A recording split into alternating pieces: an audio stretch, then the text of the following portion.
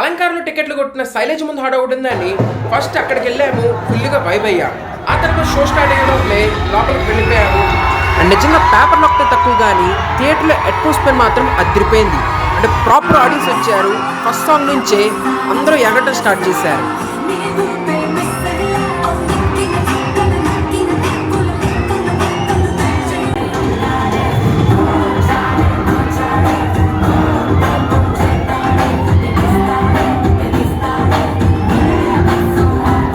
And ఆ ఊపు అసలు ఎక్కడ ఆగలేదు, కంటిన్యూ అవుతూనే ఉంది.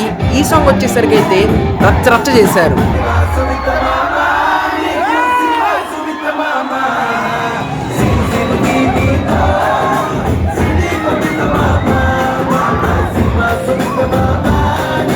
అండ్ ఎప్పుడులాగానే ఈ సీన్ ఎన్నిసార్లు చూసినా ఇవాళ కూడా అదే లెవెల్ ఆఫ్ హై ఇచ్చింది.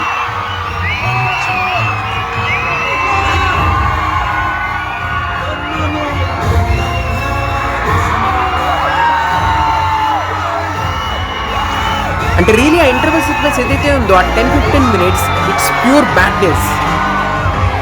అండ్ ఆ తర్వాత సెకండ్ హాఫ్ కూడా అదే ఫ్లోలో వెళ్ళిపోయింది.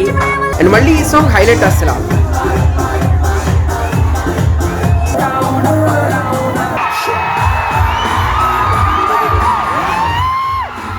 అండ్ అసలు ఇక్కడ అరిసారు చూడండి, అల్లు అర్జున్ ఎంట్రీకి కూడా ఇంత అరవలేదు అనుకుంటా. అండ్ అసలు సరిగ్గా చెప్పాలంటే ఈ cinema climax and second half almost మొత్తం కూడా రమ్మియే మెయిన్ హీరో. అండ్ కాల మూవీ అయిపోయింది, మా ఫ్రెండ్ గారిని దింపేసి ఇంటికి వచ్చేసాను. అండ్ వచ్చేదారిలో ఆలోచిస్తే అనిపించింది అసలు ఇది కదరా కమర్షియల్ సినిమా అంటే. బికాస్ కొంచెం లాజిక్లు అటు ఇటు ఉన్నా కానీ స్టోరీ బాగుంటుంది, విలన్ స్ట్రాంగ్గా ఉంటాడు, మళ్ళీ హీరో క్యారెక్టరైజేషన్ అదిరిపోద్ది, సెకండ్కి ఎలివేషన్లు హైప్ ఉంటుంది, అండ్ సాంగ్స్ బాగుంటాయి. సో ఓవరాల్ కంప్లీట్ ప్యాకేజ్ అనేది ఉంది సినిమాకి. పేరు కమర్షియల్ అయినా కానీ సినిమా చూడడానికి చాలా ఎంటర్టైనింగ్గా ఉండిద్ది. సో రియలీ అసలు ఇప్పుడైతే ఇలాంటి సినిమాలు నేనైతే నిజంగా మిస్ అవుతున్నాను.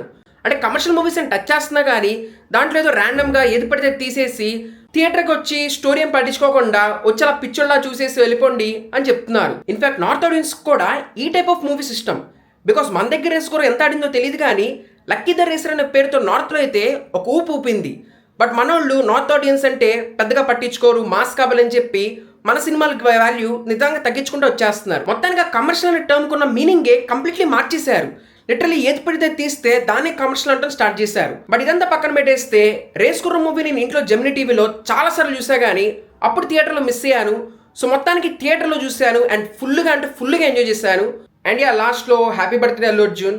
అండ్ ఇందాక నేను చెప్పిన మాటలకి మీరు కూడా ఒప్పుకుంటున్నారా? మీ థాట్స్ ఏంటి కింద కమెంట్స్లో చెప్పండి. Thank you everyone.